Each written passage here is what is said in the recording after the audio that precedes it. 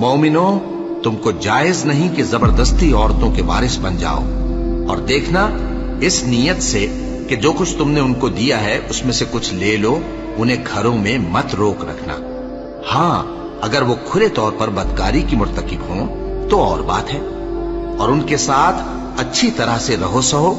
फिर अगर वो तुमको नापसंद हों तो अजब नहीं कि तुम किसी चीज को नापसंद करो और अल्लाह उसमें बहुत सी भलाई पैदा कर दे। और अगर तुम एक औरत को छोड़कर दूसरी औरत करनी चाहो और पहली औरत को ढेर सा माल दे चुके हो तो उसमें से कुछ मत लेना। भला तुम बुहतान लगाकर और खुला गुनाह करके अपना माल उससे वापस लोगे?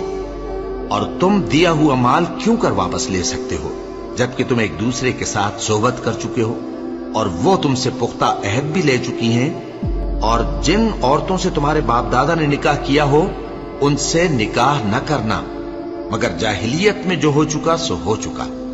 ये निहायत बेहयाई और अल्लाह की नाखुशी की बात थी और बहुत बुरा दस्तूर था। तुम पर तुम्हारी माएं और बेटियां और बहनें और फूफियां और खालाएं और भतीजियां और भांजियां और वो माएं जिन्होंने तुमको दूध पिलाया हो और रिजाई बहनें और सासें हराम कर दी गई हैं। और जिन औरतों से तुम खलवत कर चुके हो उनकी लड़कियां जिन्हें तुम परवरिश करते हो वो भी तुम पर हराम है। हाँ, अगर उनके साथ तुमने खलवत न की हो तो उनकी लड़कियों के साथ निकाह कर लेने में तुम पर कुछ गुनाह नहीं। और तुम्हारे सुलभी बेटों की औरतें भी और दो बहनों का इकट्ठा करना भी हराम है, मगर जो हो चुका सो हो चुका। बेशक अल्लाह बख्शने वाला है, बड़ा मेहरबान है। और शौहर वाली औरतें भी तुम पर हराम हैं, मगर वो जो कैद होकर बांदियों के तौर पर तुम्हारे कब्जे में आ जाएं। ये हुक्म अल्लाह ने तुमको लिख दिया है और इन मुहर्रमात के सिवा दूसरी औरतें तुमको हलाल हैं, इस तरह से कि माल खर्च करके उनसे निकाह कर लो, बशर्ते के निकाह से मकसूद इफ्फत कायम रखना हो, न कि शहवत परस्ती। तो जिन औरतों से तुम लुत्फ अंदोज हुए उनका मेहर जो मुकर्रर किया हो अदा कर दो। और अगर मुकर्रर करने के बाद आपस की रजामंदी से मेहर में कमी बेशी कर लो तो तुम पर कुछ गुनाह नहीं।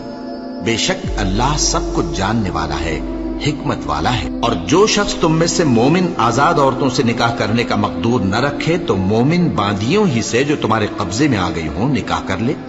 और अल्लाह तुम्हारे ईमान को अच्छी तरह जानता है।